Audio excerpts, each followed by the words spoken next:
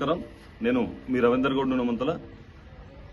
మన దగ్గర హైదరాబాద్ లో నిన్నగాక మొన్న హోలీ పండుగ జరుపుకుందామని హిందూ సమాజం హిందువులు చెంగిచెర్లలో ఒక కాలనీలో పండుగ వాతావరణాన్ని కొంతమంది మరకలు వచ్చి ఆడవాళ్ళని చూడకుండా విపరీతంగా కొట్టి, గర్భిణీ స్త్రీలను చూడకుండా విపరీతంగా కొట్టడం జరిగింది.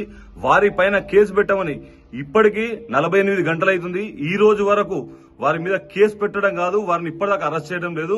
ఒకటే అడుగుతున్నా, ఈ తెలంగాణ రాష్ట్రంలో తెలంగాణ ప్రభుత్వం రేవంత్ రెడ్డి గారు, చింటూ గారు, మీరు ఒక్కసారి ఆలోచించండి. ఇదేంది మీ కాంగ్రెస్ పార్టీలో హిందూ డిఎన్ఏ లేదనేది నిరూపించుకున్నారు మీరు.